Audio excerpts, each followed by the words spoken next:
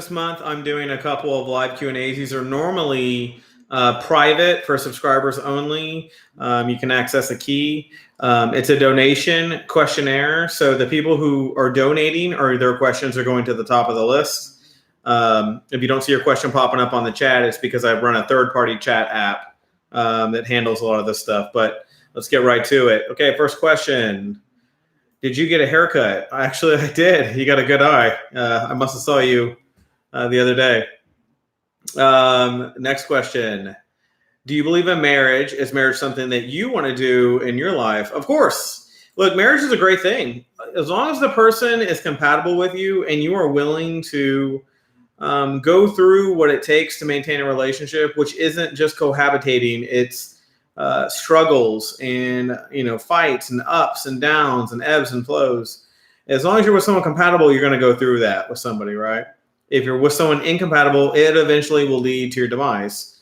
Now, there's different things that, to me, spell the end of a relationship.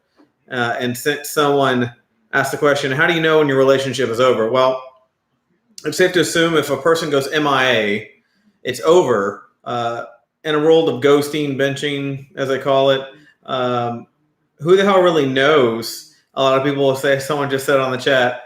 But a good way to figure out if your relationship is over is if your partner stopped putting in effort.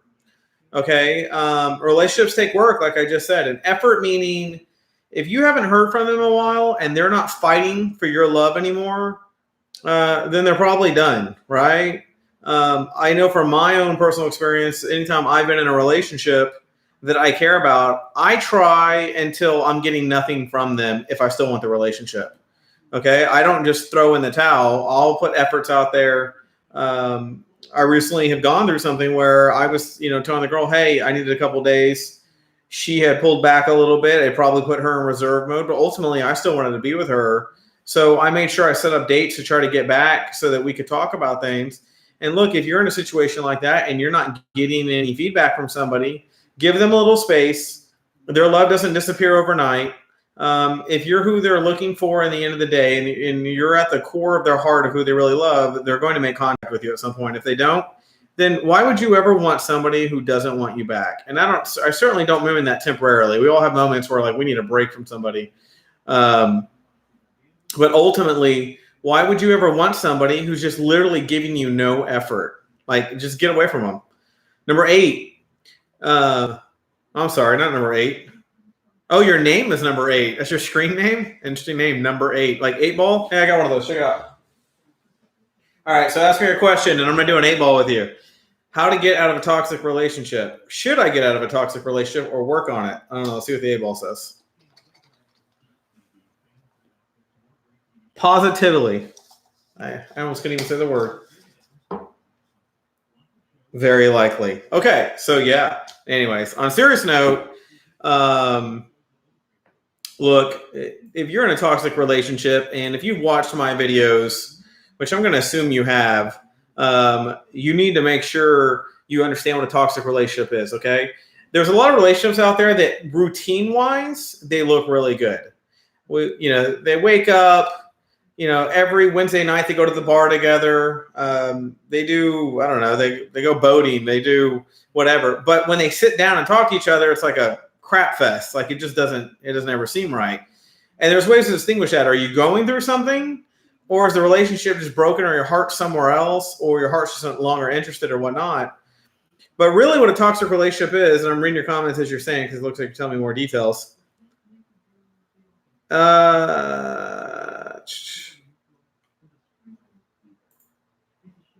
Well, it's sometimes it is. I mean, sometimes it is if you deserve more, but a lot of times that has nothing to do with it.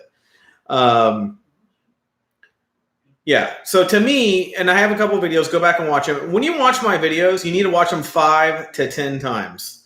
Okay. If you watch them enough times, the information will literally be right off the back of your head. And remember, a lot of coaches out there who try to help people, they're telling you pickup lines and ways to get someone to be interested in you. I don't care about all that shit, right? Because to me, you know who you like and they need to like you. What I care about is that you have meaningful relationships and that you get with people who deserve your attention. What's the greatest gift you can give somebody? Let me see what you guys say. Money? Well, that's quite a gift. What else? No. The greatest gift you can give somebody is your time. Time is the one thing none of us get back.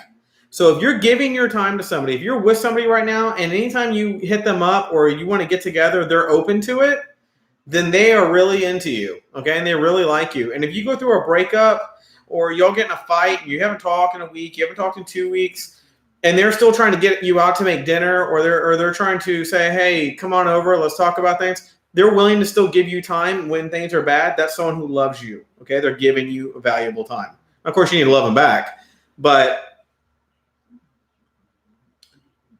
what is an open relationship? An open relationship is basically friends with benefits. My advice on friends with benefits is it's crap. Stay away from it. If you want a meaningful relationship, it's just not going to happen. Okay. When you're in friends with benefit mode, what happens is that messes up your ability to focus on not only your relationship that you might really want to be looking for, but let's say, you don't know what you want to look for. It's only going to complicate things for you. Okay. Look, everybody desires sex and mating and whatnot. But if you're over the age of 30, you should be looking for something meaningful. Okay. And your question, should I have something meaningful? It's having some hard times right now. Should I keep trying to fix it? Look, new relationships and finding someone new is a difficult task. Okay. You're going to go through 20, 30 people before you find someone like the relationship you probably had. So my advice, when people are always very surprised when I say, should they stay or try to save a relationship? If that relationship has any good value to it and you're still in love with that person, my advice is you stick that out, you get that worked out. Okay. If it can be salvaged, where there's a will, there's a way. And especially where there's two wills, there's definitely a way. It's when there's one will and the other person's just unsure. Like I said, always get to the table and talk to each other in the middle of a fight, not for closure, but to fix it if you think you can. And do it like a couple of days after you've had the fight. Like take a couple of days apart. If you got in a fight on Saturday, wait until Friday to meet and talk about it. Don't use the phone to talk about it. It'll never feel the same if you don't do it in person. Phone calls are okay for letting each other know you're still you're not walking away or anything. But as far as the actual conversation about what's going on, you want to meet at the table. What's your advice on saving relationships? Well, I just mentioned that, but that's probably the most Googled. I couldn't look up the stats on it, but look, I get more questions about exes and exes contacting and should you contact them and who should do it and how you should do it. Let me just smear all that out of the way for you. Like I said, we're not playing games here. This isn't a tactical thing. If you love someone, contact them. Trust me, your instinct will love you later because you're only hurting. And you might think, oh, well, today I'm doing better than I was doing yesterday. Or you might say, I thought I wasn't going to be able to get over him or her, but hey, I'm doing really good today, so maybe I can get over him. Or if you're having to talk to yourself, then you're still in love, okay? When you're done, you have zero energy towards it. You don't want to talk to them. You don't even want to read their messages. People some of my friends are good examples. The ones who've been done, they don't even read a message. They literally delete it and they never read it, okay? The ones who are still interested, they can't help but look at what the message says. And my friends always say, well, no, I just want to see what it says. No, you don't. You're still in love. And I always advise my friends who do that. If you're still checking messages, you're still in love. Okay. So if you're looking at the message, it doesn't mean anything, if you broke their heart or you pushed them away or something, that they may not get to your message for a little while. That's totally different. But if you're sitting there at the table and you want to know what they said, then you're still in love. And if you're still in love, then what in the hell are you waiting for? Okay. So when you ask me how to save a relationship, the advice I would give you is contact them today. Set up something tonight and talk to them and squash it. Move your life forward with them. Don't move your life forward in a fashion of, I'm not really sure who should contact who. Love is not a game. Okay.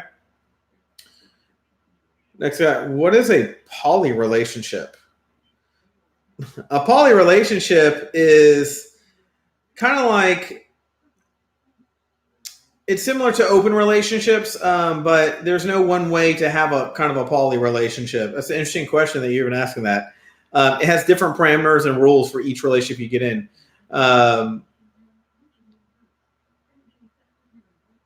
Yeah. So yeah, it is. It's very much like that. So it's an open relationship. Poly means many, obviously. And if you know what the word polygon is, then that should make a lot of sense to you. Many sides. Same thing. Oh, your name. You actually did your name. Okay. So we got someone named Cherie. I can't believe I finally got to talk to you. I've tried to get in this chat thing forever, and every time I do it, everybody else's questions go above mine. Like I said, this is a paid, normally a paid thing. So what's going on is, hold on, I think I got too much light in here. Let's see. Any better? That's a little better. Yeah, it's a paid chat. So because of that, that's just kind of the way it goes. Anyways, her question is, I recently broke some trust in my relationship with a guy. I wasn't with anybody else, but I told him I wasn't available to do something when I was, and he found out, and it really hurt him. I really love this guy. We've had it rocky lately, and I'm trying to figure out how to build that trust back. She goes, I'm willing to spend as much time as it takes to do it because this is who I want to be with. You know, first of all, you have a great attitude. Anytime you tell someone whatever it takes, I'm going to do it, and you can actually mean that, stand behind that, you're already building trust just in the sentence alone. So he's already going to feel pretty good. Since trust comes with communication, it's a cornerstone of a healthy relationship, okay? For the most part, though, building a relationship differs depending on the past and what trust means. You might ask trust to one person and trust another person. There are people out there that if you talk to a cashier at the grocery store, they see that as you're flirting. That's a breach of trust. Whereas other people know, oh, no, that's their personality. That's not anything threatening. People trust differently depending on their experiences they've had. Okay. It's real easy to me. If you want to be with me, you're with me. If you had free time, you want to spend that with me. Like I said, time is a great gift to give to somebody. And it is, to me, the greatest gift you can give to somebody. So,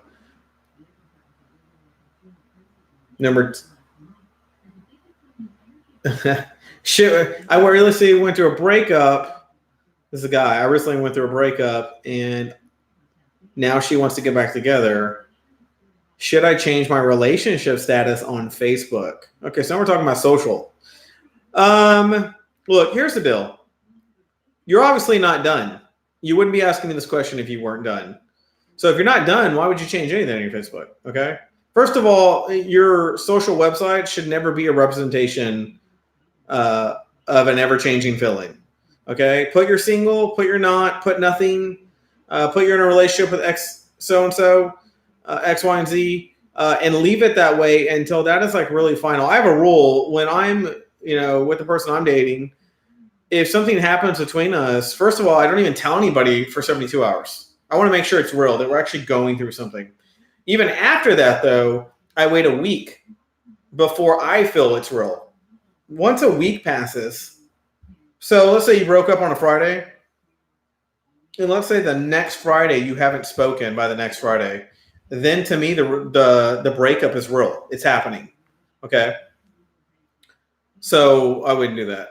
Next question. Do long distance relationships work? Not really. The only way I've ever seen, or I would advise somebody to try a long distance relationship, is if they're someone you dated previously, it might work. That gives it an upper chance because there's already a preconceived connection there. But in general, if you met someone new, like if they live in a city that's 2 hours apart or whatnot, it typically is not going to work. So my advice on that would be no. Someone's asking me again about marriage. Let's see. What age do you think it's appropriate to get married? And what do you think is the number one quality to look for in somebody to get married? Well, there's more than one quality. Look, I'm a big proponent of marriage. I'm not married myself, but I do, when the time is right, I am getting married. There's nothing like selling it with some strong vows and really letting the other person know that they're secure with you. Now, there are different people. Some people it takes more work to get to that point, and other people it doesn't. For me, it's a two-way conversation. I'm not one of those let's spring it up on somebody one day. I like to lead into it. If they tell me they want to get married, I'm going to take that in consideration. If they bring it up again and they ask if I'm interested in it, then I need to decide what I want them to know about how I feel about it. So if I was in your position, I would probably say, if they're bringing it up, because that's what they're saying on the chat, that the person keeps bringing up marriage. Well, obviously it's important to them. I don't believe it's necessary to do one before the other, have a baby, live together, whatever. Living together is the only thing I think you need to absolutely do. Because when you live together, you actually have to go through stuff and you have to stay in the same box. You can't just run away. And it's important you go through it, you fight through it, and you see if you survive it.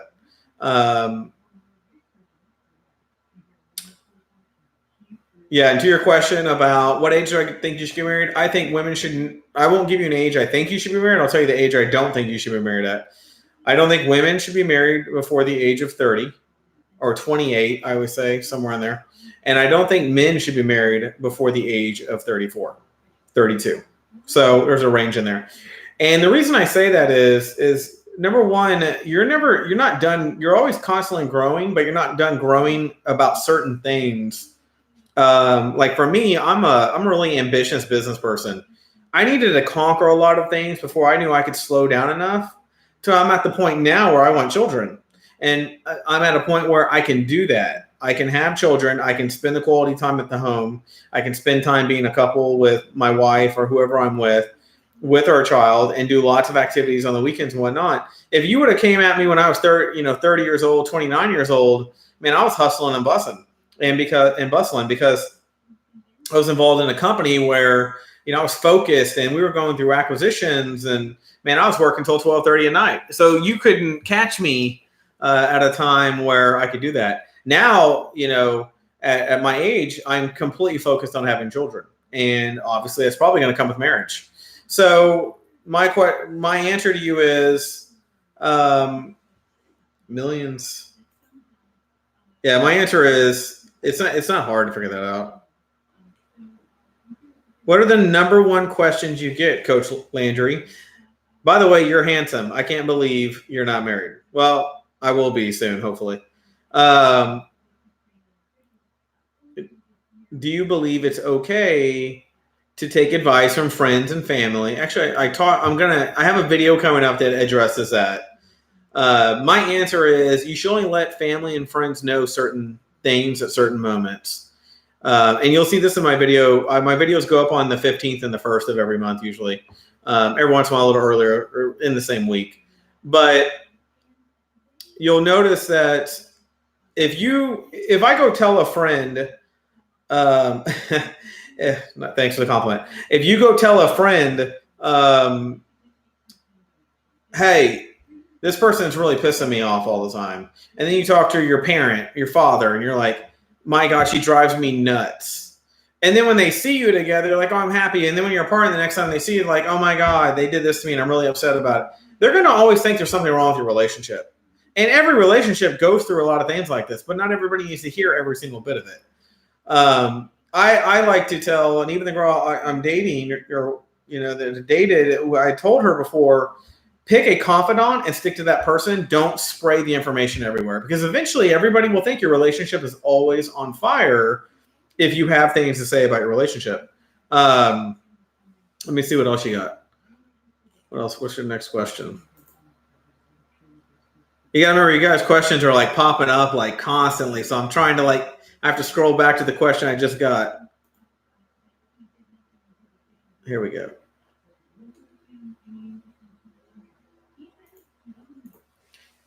Oh, what's one of my favorite questions to ask? Or what do I think is the most important question to ask in a relationship? Is that what you're asking me? Oh, okay. I think okay, I get it. You're asking me to give you questions to ask your partner. I got you. Okay. I would say one of the ones is, how do you feel about how much time you need to spend together? That's a really important question. Some people are very departmentalized in their days, right? I do work, leave me alone. I'm a little mix of things. Like I like to do 2 to 3 hour spurts of work, and then I want to be with my significant other. Like it makes me feel good. I like a kiss and a smile and a hug in between. Like, I mean, I wish if you're in the work world or whatnot, and I know when I was, how cool would it be if I saw my girlfriend every 2 hours when I was doing that, right? So working like I do now from the home a lot, I get a chance to do that with her, and that makes me feel really good. Actually, there are times where I'm really into my work, but it doesn't mean I don't want to spend time with her. So to your question, I would ask your significant other that. Another one would be, would you say that your partner understands what you're feeling? And the reason that one's important is because sometimes your partners don't understand how you're processing things unless you let them in on it. Yeah, I noticed. Hold on. Is that better? Oh, no, that's worse. Okay. Yeah, maybe it's this one. You guys are like my film studio crew. Let me see. Any better? That's a little better. No, that's not. Hold on. Let's just do the whole thing again. But yeah, another one would be, how content are you with the amount of non-sexual affection? Some people are very sexual in relationships, okay? I'm a very sexual person. I like flirting, hugging, touching, complimenting, dirty words like in the middle of the day to each other when you're looking at each other. I like to know that when I look at her, she has a lot of probably inside thought about what I'm probably thinking. Like I love being in relationships like that. Some men just aren't like that. Like they're thinking it, they can't articulate it.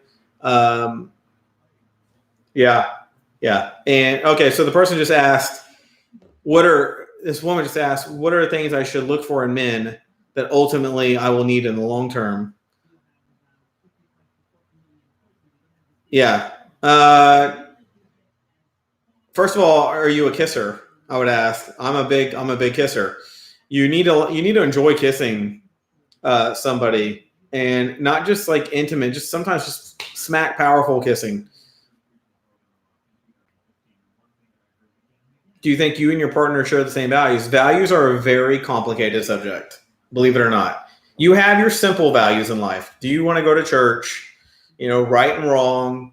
If the oven's hot, don't touch it. It might burn you, so to speak, as an analogy. But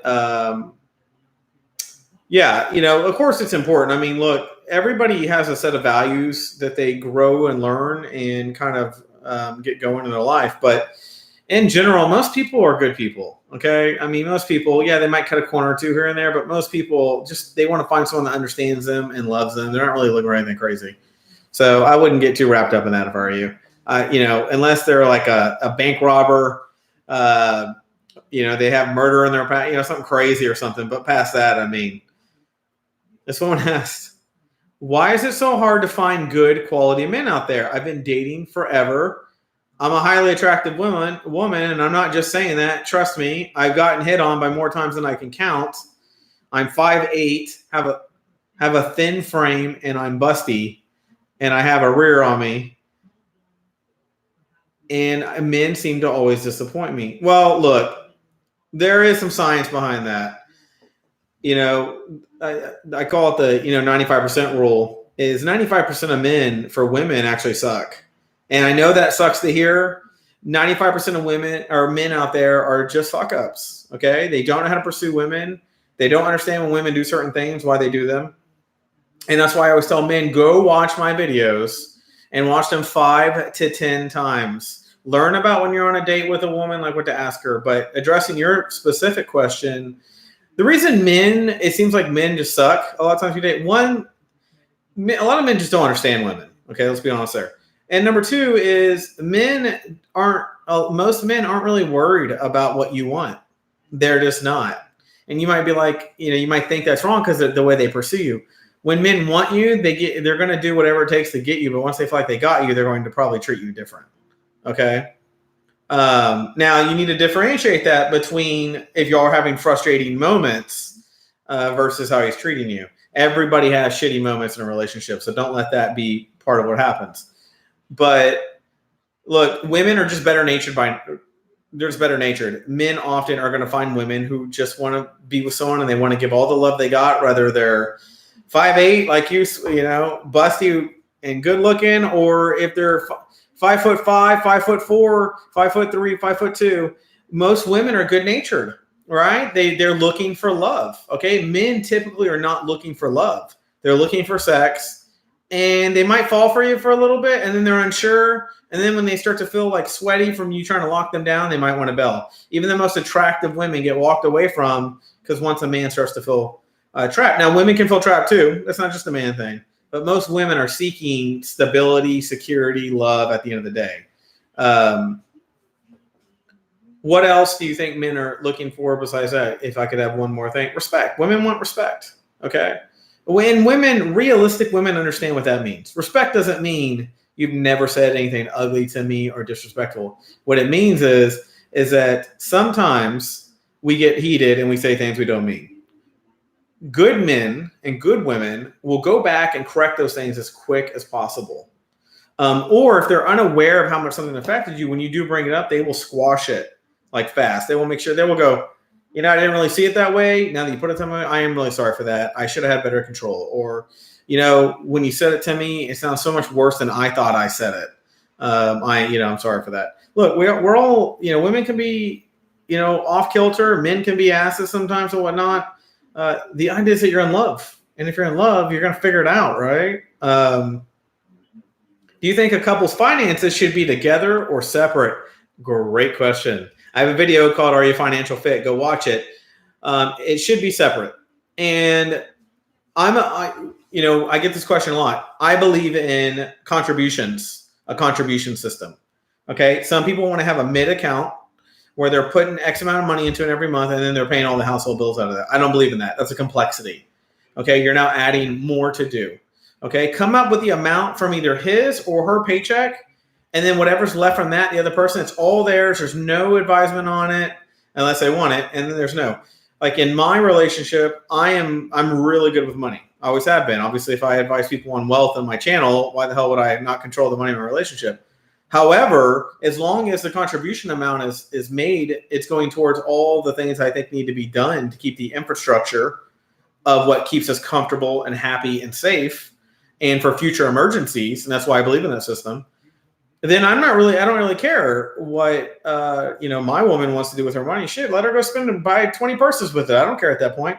It's a good system to get into. It makes women feel free. And if you're the woman and you're making a lot more money than the man, you might want to be that person. Okay. I know women out there that are CEOs that make good money. They make, $150,000 a year, $200,000 a year, and the man's making 60. So they're basically going, hey, like, I control the majority of the money. So unless that guy is a CPA or something like that, but he wouldn't be making 60K. But it doesn't mean you shouldn't be open about finances, right? And what that means is eventually you sit down, you actually go through what you're paying. And there are some people who don't believe in that. They just believe in, hey, this is what I think should be paid in, and yada, yada, yada, right? So it all depends on your outlook on this subject. There's a reason why money is a touchy subject, because it's complex. It's not something you just sit down and solve in a day. I mentioned this in my video yesterday, that when you talk about money, understand that when you sit down and talk about money, that you're probably going to do 2 to 3 conversations about it. You're not going to solve it in one. It's just not going to happen. Money is a sensitive issue. Nobody wants to feel like they're not worth as much because they don't make as much money, right? So, you might want to think about that if you think that's part of what's going on. Exactly. Next question. How much time do I got? I got enough for a couple more. What kind of vacation do you personally enjoy the most? I am a New Orleans guy. I love New Orleans. I'm actually going to be going there on hopefully November 1st, somewhere in there. I like to go when the weather's good, and I want to buy a home there. So I'm really going there to shop, not just browse this time around. And I have family that lives close to the area now. So, and I'm going to probably go back for Thanksgiving. So I'll probably double trip November this year. February is a great time. January is a great time to go there too. How do you feel about physical fitness? Okay, so let's just biologically get straight about this. Men should stay in shape and women should stay in shape, but men put a much heavier emphasis on if a woman's in shape than a man. And the reason that is because men are hunters. And because men hunt, they're constantly analyzing their woman. Women look at men more from a health and I want you to be healthy, not just fit. And when you get healthy, you will naturally be better looking. Your skin will be better looking. Your eye, the white of your eyes, your stomach will go away. Of course, every woman wants a six pack and a nice, tone and good hair and good jawline and all that kind of stuff too. But, let's not take away from biologically who's wired to really hunt for that aspect. So, yeah, I do think everybody should work out. I try to do 3 times a week. There are a lot of times I don't hit that. It's okay, right? I expect my partner and, my girl to go through the same thing where there's going to be weeks where she can be like, man, I had a thing of ice cream. We watched movies all week. I wasn't on top of shit. I need to be. Well, I'm lucky. I have a really nice set of lakes right by my house, and I'm going there after I get off this video. I love to walk my lakes. Not only is it therapeutic, like I talked about yesterday, but you're getting some nature. It's October, the winter's good, or the wind is good, the weather's good. So get out, and be physical. All right, last question. How do you feel about being interrupted? I would say if you're an interrupter, you are disrespectful, period. Don't cut people off. Let them finish their sentences unless it's lighthearted and easygoing. I mean, if you're talking about, oh, we really want to get this car. What do you think about Denali's? And you're cutting each other off or something like that, like get over it. But if it's a normal basis where someone's like willing to dismiss what you're saying, laugh at what you're saying, cut you short on what you're saying, and it's becoming like a normalcy, it's just disrespectful. I think you could ask anybody that, and at some point they're going to go, oh, it happened a couple of times, not a big deal. But if you're like, man, it's happening all the time, it's disrespectful. Women report that men who cut them off often are basically telling them that they think they're stupid. And I would probably say that's true. That if men are constantly cutting you off when you're trying to talk, basically don't think you're very intelligent. They're not going to value what you're going to say. So why would they even let you get around to spelling it all out? So they're going to go ahead and cut you short. I hope this was a fun thing for you guys. Like I said, I'm doing free. I do free ones every once in a while. I might do 1 or 2 more this month, maybe next week. I might even do one tonight because I've got so many.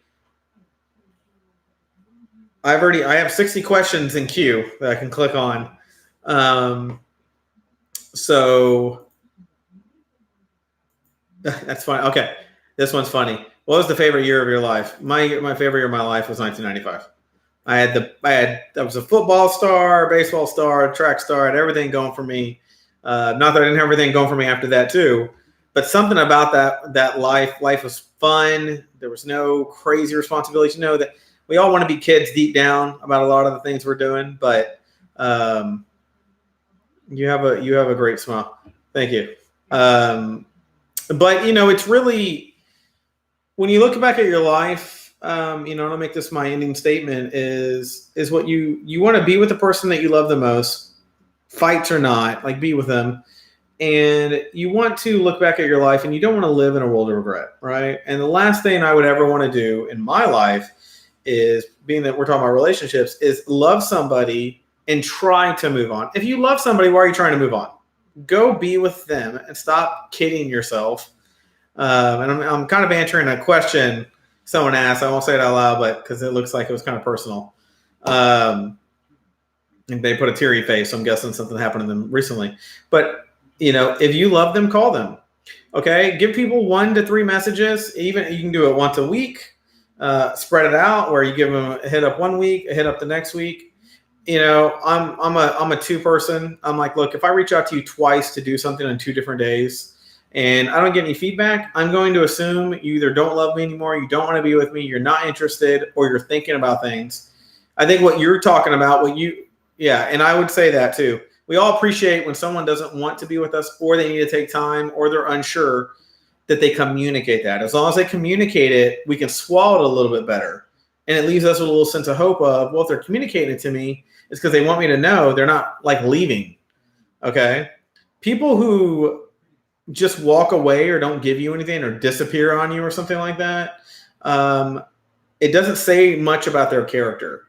It makes them very, disrespectful is one of the words I would use, but disingenuous towards any love that they feel towards a relationship. Now, if they don't ever want to talk to you again, you're never going to hear from them again. But if they still love you and they're still thinking about you and they're trying to find ways to get over you, which I just think is stupid.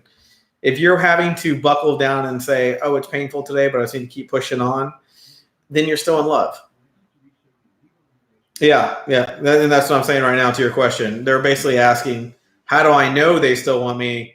And if you ever talk to them and they're finding it hard, if they're just trying to live day by day and they're trying to it's going to work a little harder. It's one thing if someone dumps them, like I met someone else, I moved on. They're going to have to go through that pain, right? But if the other person, nobody's feeling switch off that quick. I don't care who they are. Nobody in 3 days after y'all hang up on each other, whatever, is just over you.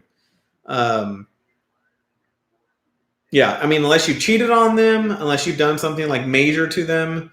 But if you just had a fight or you said something that hurt their feelings and they pulled back or they got reserved. Yeah, exactly. Well, look, here's the deal. I'll just say this again. I've said it 10 times in this thing because you guys are asking a lot of the same questions. You guys really need to watch my videos 5 to 10 times. Some of the stuff you're talking about, I've covered all of this stuff for you guys. And look, the golden rule, if you love them, and what did I say yesterday on my video? I said, if you were in the hospital right now, if a tragic event happened to you, what romance person would you be at the doorstep of, or who would you want by your bedside? Okay? Not what friend you'd run to, because we all know our friends would help us. But what romantic partner would you seek?